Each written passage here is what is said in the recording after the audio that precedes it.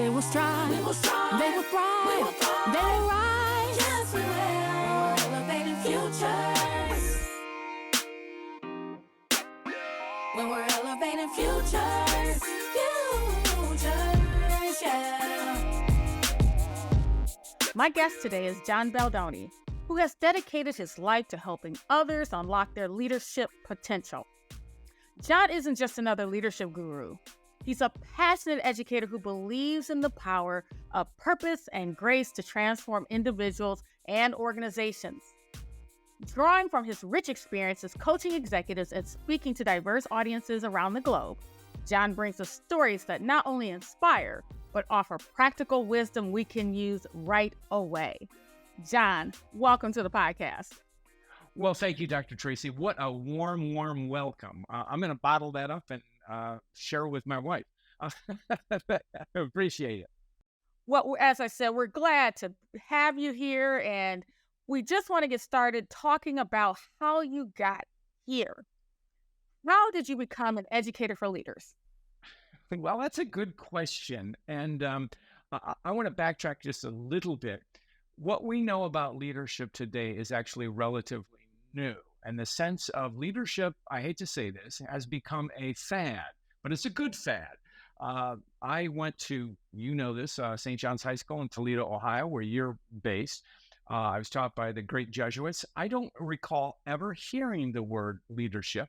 I subsequently went to Georgetown, and I didn't hear the word leadership per se, but I was taught leadership. I was taught by example, same for my parents. So when I say fad is that we have always had leadership. It's since our prehistoric times.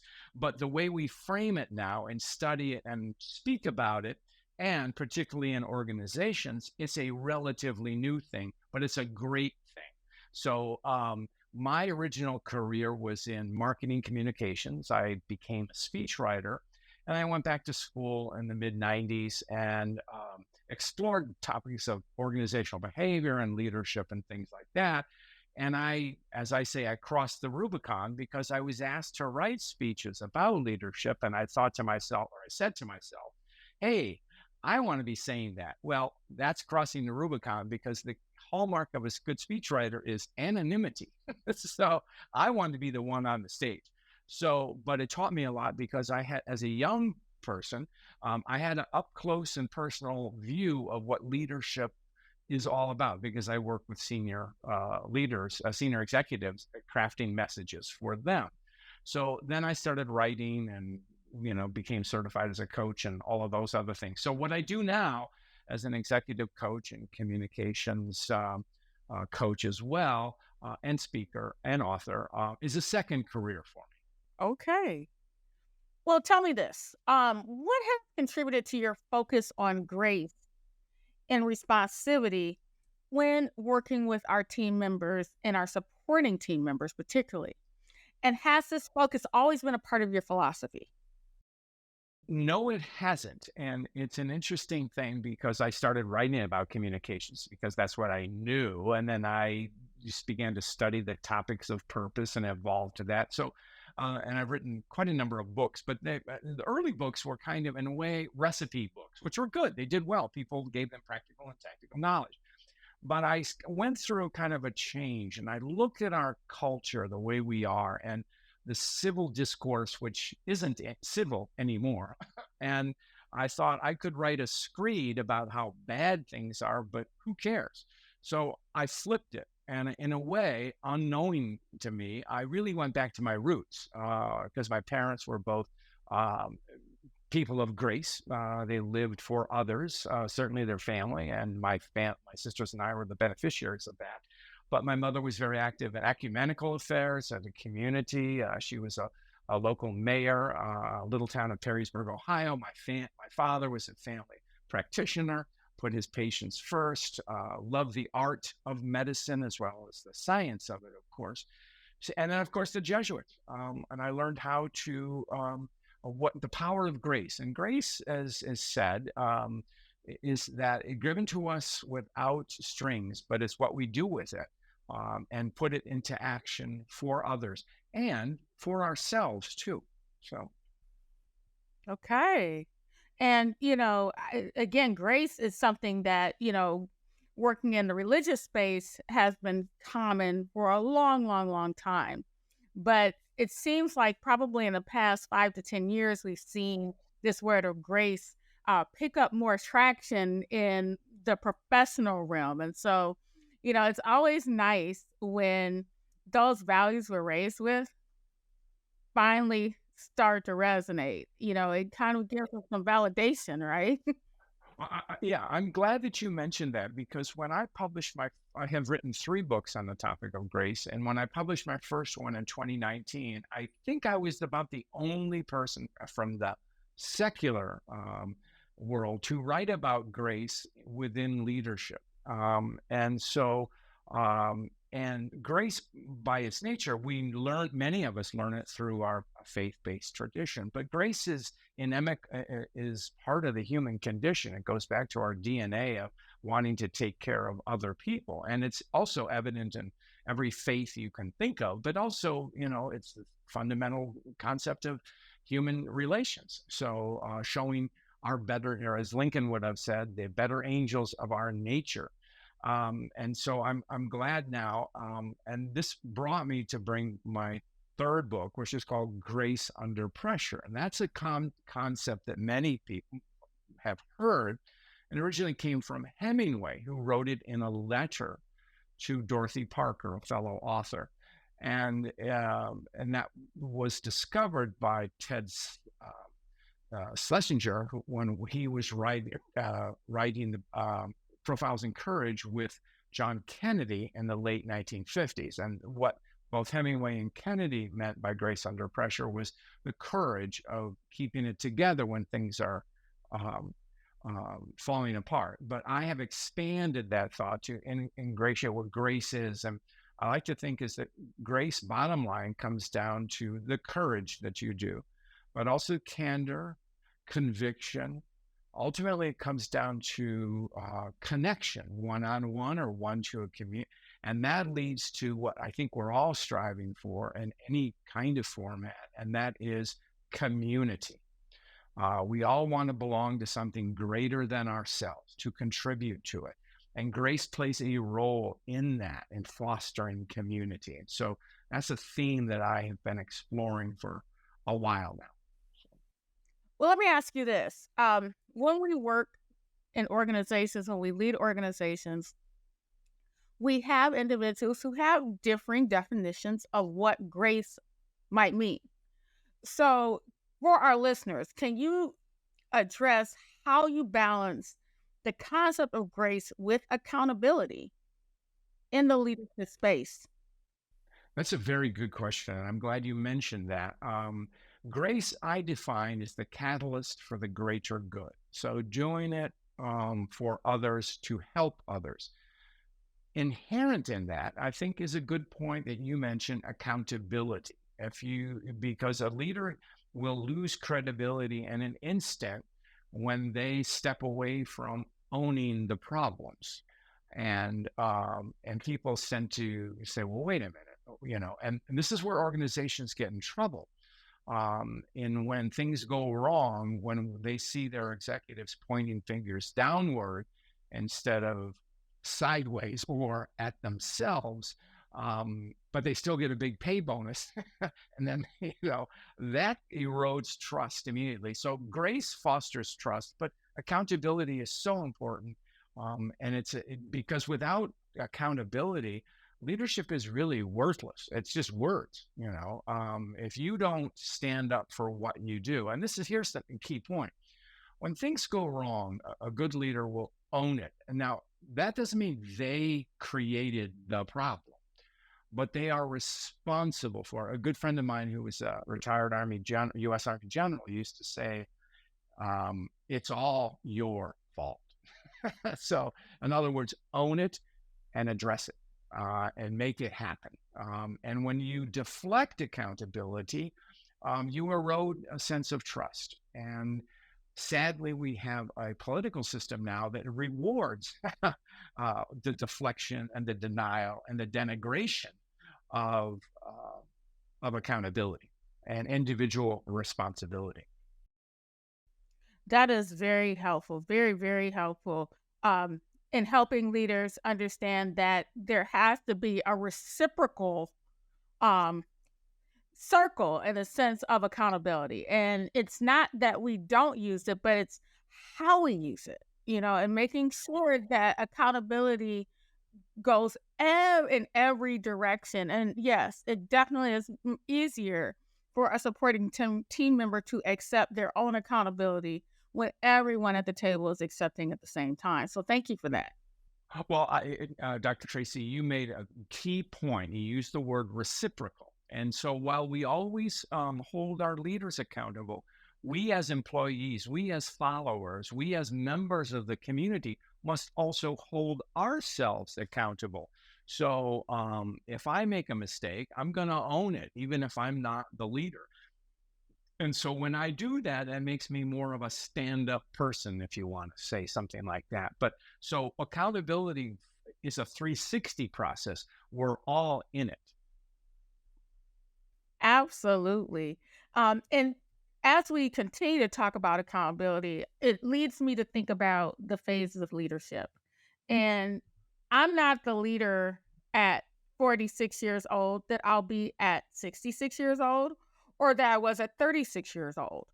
And we go through different phases in our lives and different phases in the lives of our organizations. So, are there specific phases or times in the leadership cycle that are of particular interest to you when you're educating and coaching others? It's a very good point. But you talked about accountability, Dr. Tracee, but I don't know if you're holding yourself accountable because you're inflating your age. No way are you 46. Yeah, unfortunately, I will be 46 in November. But yes, and really doing that reflect. But as you're talking, I do some national work, and one of the questions that just came up yesterday was, how do you reflect on your mistakes and where you want to grow? And every night I go home and I look in the mirror and, okay, you blew that today, but there's another. What did you learn from it? And this is a warning because that situation is going to happen again, and at a higher level, you'll be prepared for it. But even when I think about who I was 10 years ago and who I'll be 20 years from now, I think at every stage, in certain places, I'll be laughing at the leader I was before. So I think you might be able to help me and other listeners to kind of look out at certain phases of your life, certain phases of your organization. These are certain issues you want to look out for. And are there any things that you can point us to? Well, sure. I'm much more. I think oh, the cop out answer is that the older you get, is that you become the wiser you become if you pay attention. But though 25-year-olds who are very wise, and you probably know some 70 plus years old people who are all too popular, who are very unwise. So we know things. I think it's an accumulation. And as far as for me, one of the reasons I explored grace was because I was worried about the discourse that we're facing, but also the discord we're facing and the degenerative discourse.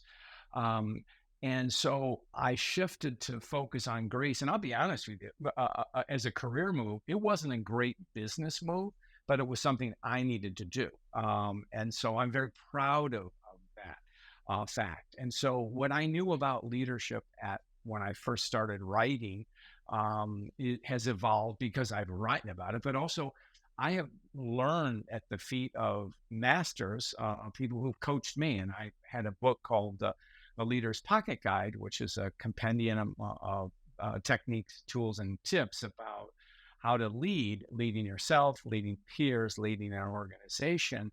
And so much of that information came from the people that I coached. And so, of course, my knowledge has evolved.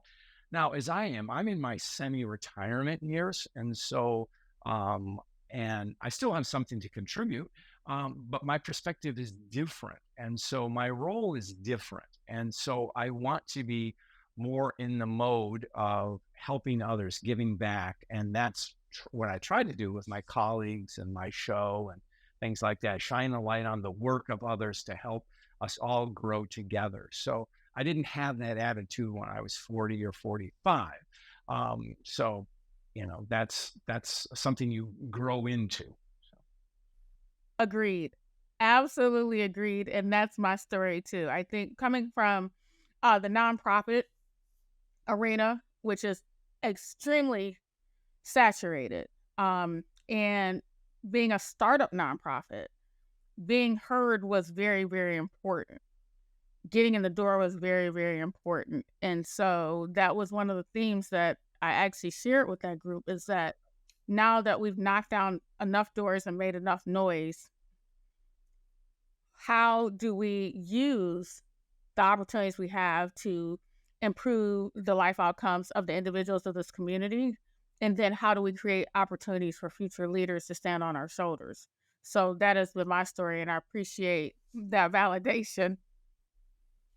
Well, you're to be commended for what you do. I mean, you're living what I talk about. You're not living it. You're acting on it. You're practicing it, and you're making a positive difference in the lives of others and creating opportunities. And I think the thing that to keep in mind, and this is kind of a coaching lesson, what happens in coaching often may not take root for 6 months or 6 years, but you lay the groundwork for it. And so things that you're not aware of the impact that you're having on individuals. Yes, you are to a degree. Of course, it's measurable, and that. But 20 years from now, people will come back to you and say, Dr. Tracee, you were so helpful to me at this time, or even if they'll say, I wasn't ready to hear your message then, or I wasn't ready for it, but I learned later, and so thank you. So teachers get this kind of feedback a lot. So I'm sure you're doing a wonderful job. Well, I appreciate that encouragement. And along that vein of leadership, and particularly female leadership, have you noticed any differences in the issues that women bring to the coaching experience as compared to men? I mean, other than the fact that women are smarter than men? You said it, I didn't. No. Well, no, you're talking to somebody. If I were emperor of the world, I would turn my crown over to women and have them lead everything, because look at the world, and we men haven't done the best job. So there are great men leaders and there are great women leaders. The difference is that women are better listeners. We men have sometimes too much testosterone in our systems, which means we want to assert ourselves, which is our human condition. Women are taught to be more receptive and to listen. At the same time, women's failures, my good friend Sally Helgeson has been writing about for almost 50 years, is that women unfortunately need to too often take a step back before they take a step forward. And sometimes it works, but often it means that they're stepping out of the limelight and they don't get the credit they deserve. Now, women leaders make mistakes too. And so women on women, there are some issues there too. So, women leaders are, Julia Borstein wrote a wonderful book by When Women Lead. And she said that in studies on the pandemic, women leaders often did better in ways for men. Why? Because male leaders tried to muscle through things. I got this, I'll figure it out. Women were smart enough to say, I don't have this, but I'm going to listen to other people. And they were more receptive to feedback and ideas from outside. So that is a better difference. I mean, frankly, jokingly about putting women in charge of everything. Each of our genders has something to offer. And together we're better for it. So I really like your discussion of women and their listening skills. Sometimes in our desire to listen and reach consensus, our sense of purpose gets lost. We look at the needs of others, the greater good, our families, and making sure that everybody's okay. And many times in our leadership, we become completely disillusioned. We don't know why we're where we are. We don't know what we want to do next. And so we can't craft a way forward. So can you tell me how you help aspiring leaders discover, refine, and define their purpose? I think purpose is a good point, and I like the way you. Well, unfortunately, I didn't like to hear it, but I think it's an interesting thing about women can lose their purpose by being so consensual and accommodating. It shouldn't be that way, but because they're putting others first, which is an admirable thing. Being consensual as a leader does not mean you have to go with the tide. You have, if you're in a leadership position, you have to lead with the best intentions of what the organization needs. And leaders who make that positive, who stand firm in what they do, are necessary, male or female. Now, as far as sense of purpose, I think we're always kind of redefining what our purpose is. And so a purpose at 18 is different than a purpose at 65. Okay. And so I think it's knowing what it is you want to achieve and knowing what gets you up in the morning and adhering to that.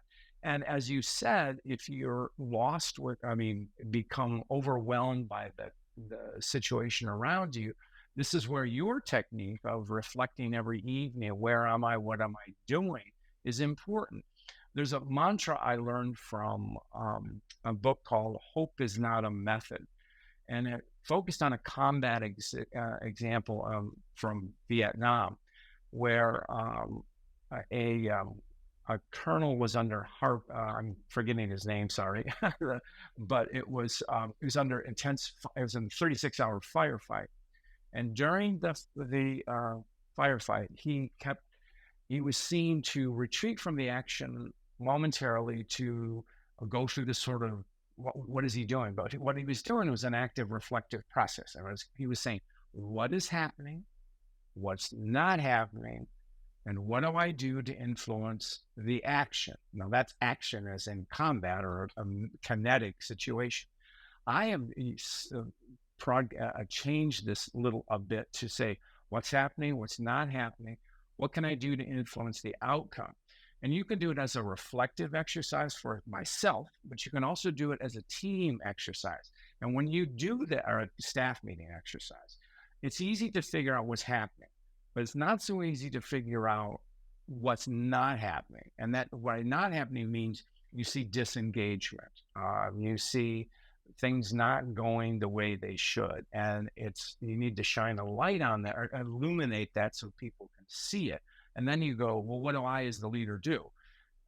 Ideally, you mobilize others to handle it. Sometimes you need to be the point person, but ideally you get the team to work on that. A great example of this was Alan Mulally when he was running Ford Motor Company. Alan came from Boeing, and Ford was in desperate shape in 2006, pretty close to bankruptcy.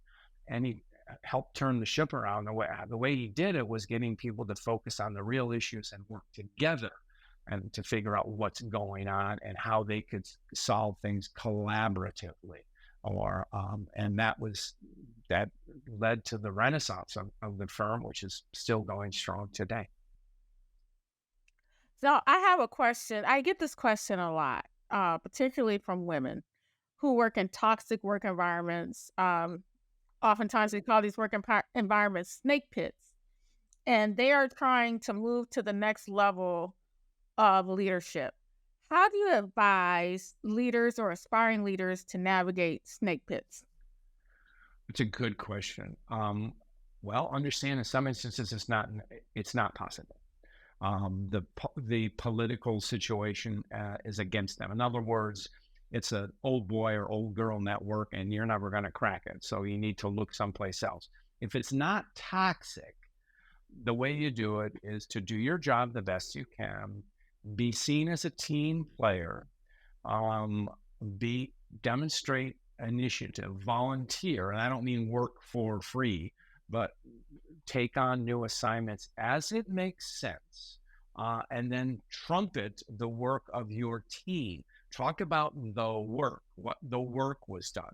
Let the work speak for itself. But at the same time, when asked, you can say, I shepherded this program. I brought people together.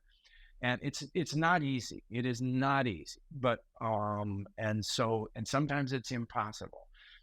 But sometimes recognizing that it is impossible gives you the freedom to move to someplace else, which is more uh, uh, open to the ideas and the commitment that you can show. And the other thing is to find people who will support you. We know the word ally. That's a big thing. Who are my allies? Those can be peers and things like that, which is good. But what we really need, and particularly women, are sponsors. And a sponsor is someone who will speak about you when you're not in the room, and they speak well of you, and they'll say, well, Dr. Tracee did X, Dr. Tracee did this, and people go, oh yeah, Dr. Tracee's really doing a good job. Dr. Tracee's not saying it, but her sponsor is. And so any woman who is in a position of leadership, encourage the development or sponsorship by both men and women. And women can sponsor men, and men can sponsor women, and or whatever. Yes, sponsorship is critical, critical, critical, critical. And I think sometimes when we are in a hostile work environment, it is very tempting to count your enemies and then forget about your friends. So I think that is extremely, extremely helpful. So thank you for that. As we talk about leadership coaching in general and in your work in that capacity, what is the first thing you ask new trainees to do? I'll push back on the word trainee, because coaching is not training, it's developmental. Training is helping someone acquire a skill. I think is, what is it you want to accomplish? And then I think that if you ask me to one question I go through is, what's holding you back from doing what it is you want to do? It could be a boss. It could be a lack of, you don't have an MBA, or you don't have the professional skills to do this, or you have no interpersonal skills. So those are the kinds of things. So I get a diagnosis of what's holding you back and where you want to go. And my coaching process is not unique, but it's basically doing an assessment, which can be both norm reference, but also questions, and also 360. Find out where you are, and then identifying 2 to 3 things you want to work on in a given period of time. And they should be work related. But I always like to say a third one is focus on yourself. How can you be? And so give an example of that as something I'm working on and have been for a good long time. It's patience. So why do I need to be patient? Well, I need to listen. I'm somebody who is in a hurry, and I like to be. That's who I am. But if I'm in a coaching environment, or even with my spouse and family, I can't always be in a hurry. You got to live in the moment, be present. So, and then find strategies to enhance that. So identify what your situation is, what you want to work on, what your goal is, and what tactics can you use to achieve that. So to be a better communicator. Okay, that's pretty broad, but what specifically? Listen more, clarify your messages, practice that, read the room, those kinds of things, so that you are more in tune with how your message is related to other people, how other people are reacting. So building upon patience, help our listeners think through potential strategies for balancing short-term pressures and long-term vision and strategy.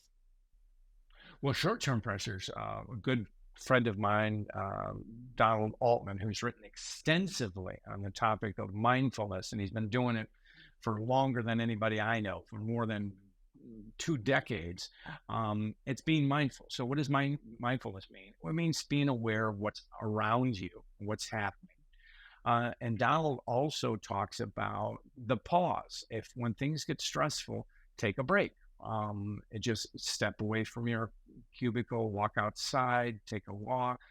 It could be as simple as just closing your computer screen, closing your eyes, just reflect for a minute, look out the window, that kind of stuff. Just decompress for that moment. That's short term, okay? Meditation helps. That yoga, exercise helps. Physical activity will help you, I think, in some ways, be more patient about things. As far as long term, know what your goals are, but so often, if it's long term, remember it's not a sprint; it's a marathon. And so, and it's you will understand that you will make mistakes, and so and don't beat yourself up too badly for them. This is where grace comes in. Show yourself some grace. Give yourself credit for what you have done, but at the same time, understand. Okay, I'm going to keep doing this. Listen to feedback. Oh, how am I doing? What can I do better? And if I need to readjust things or change things, have the courage to do so. So, but it's that, and then patience is, takes a lifetime, or not for me, it's a lifetime endeavor. But and that's where I think it comes in with taking life as it is. And that doesn't mean you, don't seek to change things, but you have a sense of equanimity and composure. And composure is very important in a leadership position. Don't, that's where the grace comes in, not flying off the handle. There's a saying in the military that when the action heats up, the commander's voice goes down and he or she speaks more slowly. Well, that's it. Because if we see people losing it, that doesn't inspire us. I always like to use this example of dogs are very attuned to how humans interact with them, and dogs will get very skittish and bark at times if they know that a person is afraid of them or something like that. So you just have to keep it together. Doesn't mean there aren't aggressive dogs. I don't mean that, but part is you have to maintain that calm demeanor, and it's not easy, and it takes time. I think it also comes with age too. We see how 3-year-olds react to things, and maybe different at 13. But by the time they're adults, they've got it together. Not perfect, but they're a little bit better. And I think with the older you get, I think you can sort of take it more, and because you don't have this, your motor, your inner drive is working at a little bit slower speed. All right. Well, building upon awareness, what strategies do you recommend for leaders to maintain optimism and deliver hope honestly during challenging times? I'm glad you mentioned the word awareness, because I think the first thing to do, as my friend Dr. Tasha Eureka has said, talked in her research about so few of us are actually aware. And so recognize that you're unaware. So as far as optimism is essential to leadership. Optimism is not looking at the world through rose-colored glasses. It's looking at with realistically, but having hope. And you mine the hope from the strengths of the organization. And that was the genius of Alan Mulally. When Ford was in desperate straits, he didn't fire anyone, and very few people actually left from senior management. I mean, it was, but he got people to work together. He gave them a sense of hope and showed them the way, and then they did it. So mining the talents that you have in the organization, and also addressing the reality. And this, we often hear this in mergers and acquisitions, where people at different levels in an organization know things that a next level down does not. It's not necessarily an optimal situation, but executives who have gone through that have taught me that they'll say, I will share what I know and can share as soon as you know it. So I will be with you. I'll listen, and I'll be there to you. So be the straight shooter, be the honest broker, honest communicator. Do not be afraid to share bad news, because if you are, then you're blindsiding people. And so be straight, tell people facts and give honest feedback.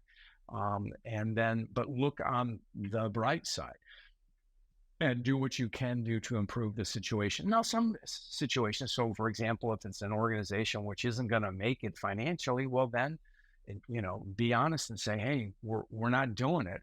We've got to disband or whatever it is, and seek to help people find another job or those kinds of things. But when adjustments happen in organizational change, be a voice of truth and honesty and accountability, but also look on the bright side, because you have the strengths and the wisdom of the organization and the people who report to you. Okay, so we talked about handling difficult times, and you also spoke to mining talent. So, can you elaborate a little bit on how a leader can mine, identify, nurture the talent of emerging leaders, particularly in those high pressure times? Right. It's the old saying, cream rises to the top. So in pressure situations, look for who's stepping forward. Look for who the initiatives, the eager beavers, who are not seeking blame, but seeking to make things better. Okay. The other thing is, and I can't remember all the specifics, but it was a general manager of an NBA team that talked about, he listens. You watch for behaviors, but you also listen. What are other people saying about Dr. Tracee? This gets back to being an ally, being a sponsor, and listen to what they're saying about that person. Is she a team player? Can she move up in the organization? Can she do that? All those stuff. So it's listening, watching, listening, and learning. Okay, does this person have the capacity to learn? And have frank conversations with them about, are you looking to move up? Was this something you would like to do? And be honest about it. I have an immediate position, or I don't have an immediate position, but here are things you can do to, and the other thing is that this is what Alan Mulally did again, is look for people who have been overlooked. All of us, sometimes we're doing a good job, but we could get crosswise with our boss. And so they'll say, well, Dr. Tracee, she's not the right person here. Well, it wasn't Dr. Tracee. She had a bad boss. She had a boss who threw her under the bus. So look for those people who've been overlooked. Not necessarily that they were mismanaged, but they were overlooked. And give them an opportunity to shine, because maybe that person wasn't optimized for the task, or wasn't doing a job for which he or she was skilled to do, or trained to do, or had a talent to do, but can do something different. So look for the talent that you have in front of you before you look outside. That is a great insight. So we've talked about kind of mining talent in terms of a human resource, right? But let's think a little bit, or talk a little bit, about innovation generally, and how we as leaders can foster innovation and create pathways to success within our organizations. In addition to making sure that we're mining the talent, we are paying attention to those who may have been overlooked. But then how do we start putting in place the tools for them to become creative and start putting those solutions into practice? Well, it's great. I'm going to steal this idea from a person that I've written about and learned from, Rich Sheridan. He runs an organization in my hometown of Ann Arbor called Menlo Innovations. It's a software development firm. And software development is not always a touchy-feely business, rarely. So when Rich started his business 30 years ago, he said, I'm going to do things differently. And the first thing you have to do is drive fear out of the organization. Let me say that again. Drive fear out of the organization. You do not pound a table and tell people to be creative. You make it safe for them to experiment, to exchange ideas. It gets back to what Amy Edmondson has been writing about for decades, called psychological safety, which is basically people have one another's back, or feel the sense that they can speak their minds. So also, when it comes to innovation, understand that innovation does not belong to marketing, to R&D, to finance, or whatever. It belongs to all of us, and all of us can be creative. So there's big innovation and little innovation. Big innovation might be the next new product or whatever, but there's also incremental innovation, which happens all the time. And it can happen by removing a process that speeds up time. Too often we become married to processes because that's the way we always did it. Well, I mean, think about those. I worked with a senior executive who said before he asks anybody to do something new and different, he said, what can we stop doing? So here's a good technique. The next staff meeting, ask people to come to the meeting with ideas about what they can stop doing. And then when the first time they hear that from their boss, they'll go, oh man, that means I'm going to get fired. No, make it safe for people to take. So talk about little processes, little things they can do. And then think about things, what we could do to improve the process. Instead of doing it in 4 steps, we can do it in 2 or maybe 1. Those kinds of, or maybe stop doing it completely. Those kinds of things. Get rid of the administrivia, if there is. But it's not just that. It's being open to new ideas. And it's looking, just as I said, mind the talent, look for ideas from inside the organization, outside the organization, adaptable ideas.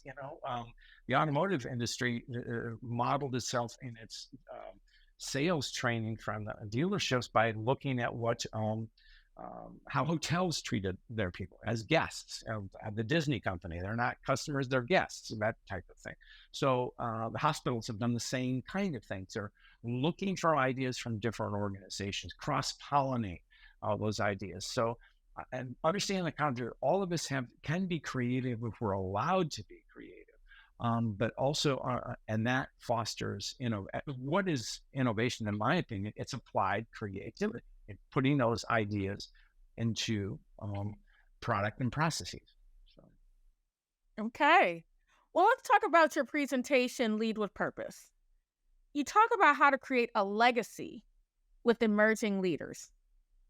But how do you determine when an emerging leader has the potential to contribute to a legacy?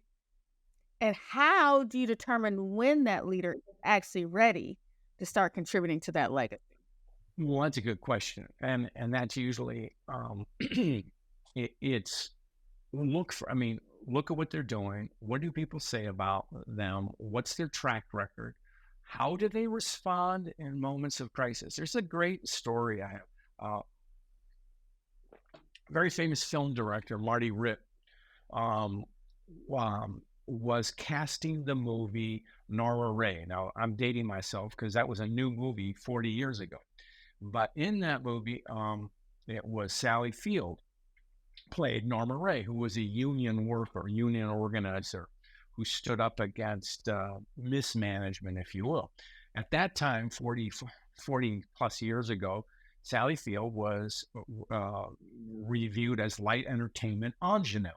And so the studios said to Reg, he goes, can't carry that. She's more comedic. She's not working class. She doesn't radiate working class. And he goes, watch. And so Marty did something that he did for all of his leading roles when he cast them. He said he had her act out, or could be read the biggest scene in the movie, which is when Sally Field stands up on a table in a movie and holds up that sign. It says union. Okay. That's the big scene in the movie. He had her do that and she pulled it off. He said, when an actor can pull off the big scene, they can handle everything else.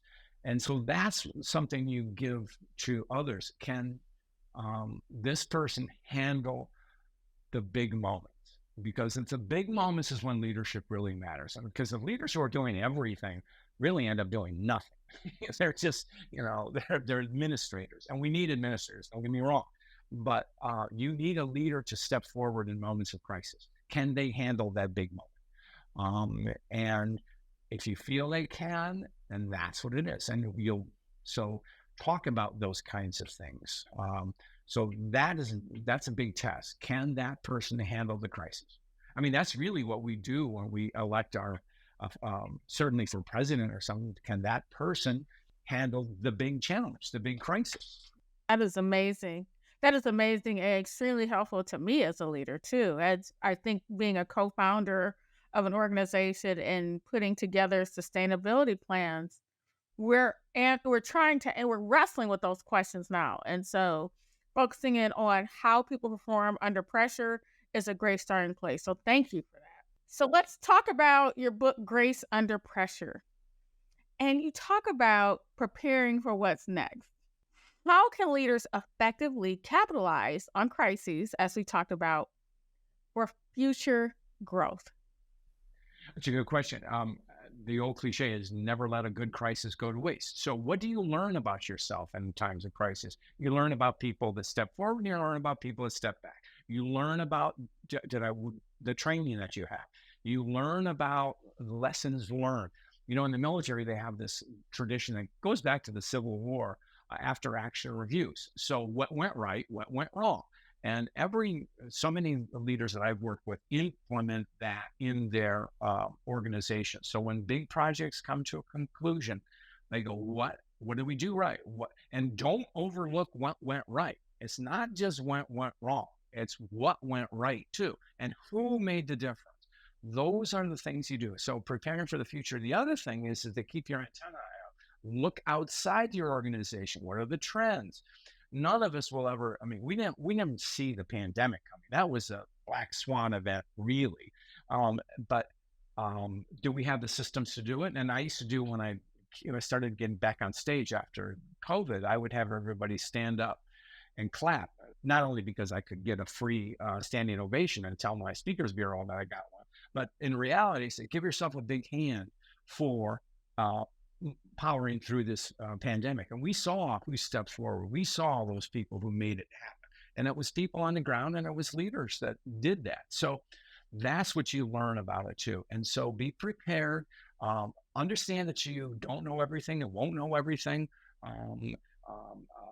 Invite people to, critique your organization. About how can you do things differently? What should we do? Doesn't mean you have to throw out the baby with the bathwater. It's just that what do we know? What do we don't know? Who can handle these kinds of things? Okay, well, tell me this. Staying along the same topic of the future and innovation and moving forward and forward thinking, tell us a bit more about your Baldoni chatbot and how it serves as a resource for self-coaching.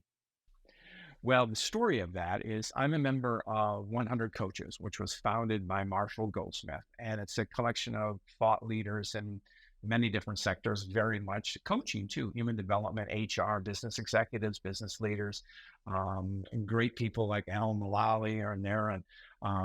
And so we had one of our meetings in January 2020, and Marshall talked about creating the Marshall bot, which was doing a chat bot. This was very new. And then it kind of died because during COVID, people weren't working on that kind of stuff, but Marshall was.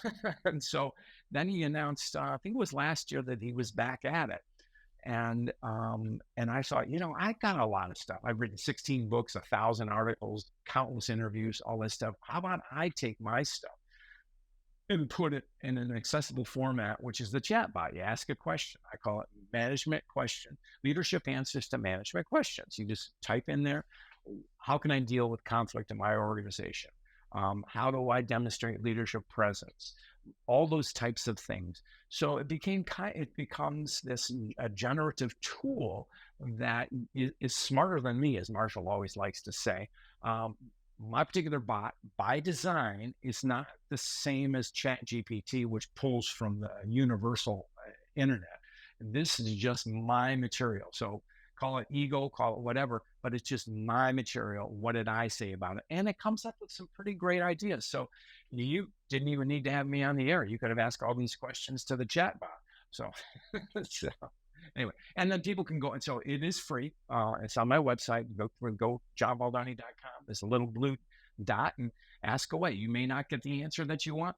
If you ask, why is the sky blue? You will not get an answer for that. But if you say, how can I learn to lead my boss? You'll get an answer for that. And tweak around and experiment, have fun with it. And the more you ask, the smarter the bot becomes. It's generative. So it's probably way smarter than I am already. Wow, that's amazing. So, but tell me how you think that this bot will shape the entire field of leadership coaching. Well, I think there are probably in development and already have, and I just haven't seen them, leadership bots that pull from the universe. I mean, you don't even need a leadership bot, just chat GPT, ask it any question you want on any management topic or leadership topic, and it'll come up with an answer. You may get a hallucination. That is, hallucination means it's totally off base, but you'll get answers. So I think what it will do is just call it an online data resource, but more. And so it's providing information, things you haven't thought about at your fingertips.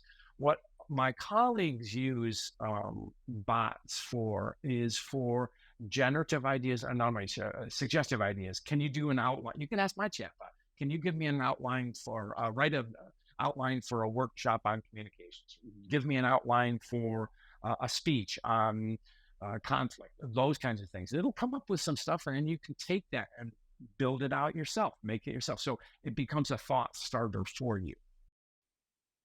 So then, building upon that, how do you see human capital fitting into leadership coaching if we have bots that make it so convenient? Well, Dr. Tracee, if I knew the answer to that, I wouldn't be on your show. You'd be paying me big bucks to answer that. So we're figuring it out. I mean, I think that consider it kind of a growing field that I want to think that it's augmented. So it only helps us. It'll give us ideas. So, for example, physicians use it as a diagnostic tool. It is not a universal diagnostic tool because it can be wrong, but it can cull things. It can suggest things that you had not thought about. But then you need the human element to say, yes, this is what it is, because many diseases can manifest themselves with similar symptoms. And so if you say, well, that's heart disease or it's an arrhythmia or tachycardia, whatever, an experienced physician, as my late father was, would say, no, it's this. That's where the human discernment comes in.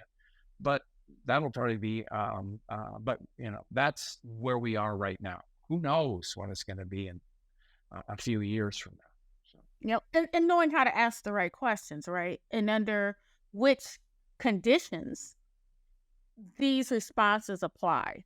I think at this point, we'll still require some level of human experience to know what to ask the bot, how to follow up, and under which conditions we should apply what the bot is sharing with us.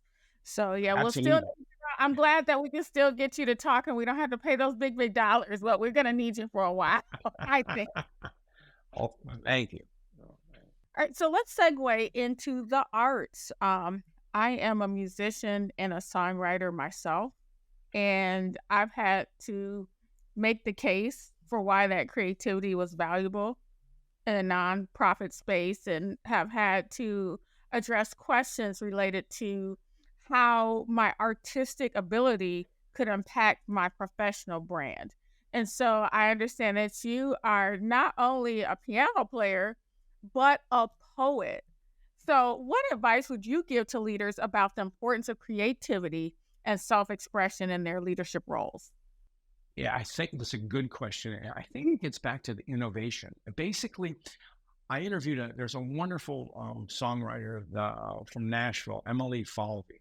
She had a job right out of Belmont University. She was hired by an organization, and she has an office on Music Row. And it's the only equivalent, Nashville's equivalent of what was in New York, Tin Pan Alley. So she's, goes into the office 8 hours a day and bangs out songs. And I said, how can you possibly do that? And she said, creativity is a muscle. You use it. And so part of her role too, and this I think is important, she will do solo, of course, write songs for herself. She'll also collaborate with musicians.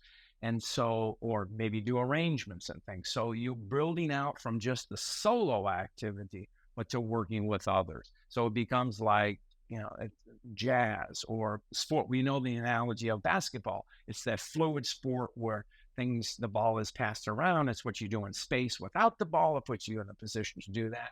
The same with kind of creativity, but think of creativity as a muscle. The more you use it, the more you will have it. Does that mean everybody can be a Picasso? Oh, God forbid, no. But because he was a pretty despicable human being, but that's just my bias. But creativity keeps us going and gets those sparks things, and you don't know where ideas are going to take you, and who knows? For me, it's enrichment. It's something it's part of me. I mean, I took piano lessons as a child, and hated every single minute. Uh, but I have gone back to it, and it is a joy of my life. I love playing in public, and people would stop throwing things at me, so I'm okay, I think. So there, but the idea of also poetry is, for me, it's a break from writing prose, but it enables me to speak with a different voice, and to experiment. And I think I'm a better prose writer because I'm exploring poetry. And probably I'm more creative because I play, piano and things like that. So I'm also going back to my roots. I was a teenager and into my 20s, did a lot of photography professionally.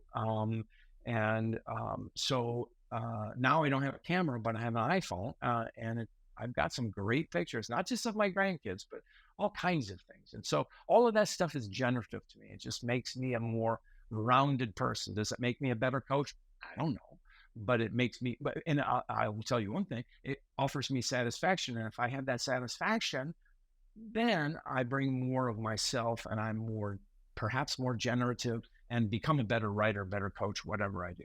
So. Absolutely. That balance and fulfillment keeps us energized, right? To exercise our gifts and to work in our passion and make sustained impact. Have I missed anything? Is there anything else you'd like to mention? No, I just, my website is johnbaldoni.com. Folks are welcome to visit it, try out the chat bot. I also have the chat. I have taught the chat bot how to write poetry too. And so I I created a little book. It's called The Leader's Path. It's available on Kindle, both in paperback and in Kindle version. And it's illustrated with my photography, real pictures. But also what I did was I seeded questions, tell me about leadership or tell me about presence. And they came up with it in a poetic form. Now, so I'm sort of the creative director of that. But so that was kind of fun. That was an experiment, doing something a little differently that way. But I also write poetry, quote, originally from my own brain without using AI. Well, that is amazing. John, thank you for an amazingly engaging discussion on so many levels. As you kind of led with, leadership and grace can be a cliche. We're not careful. It can start with, here are the 5 tips that will make any leader awesome. And it's not that simple. It takes time. It's a complex route, if that's the route that we choose.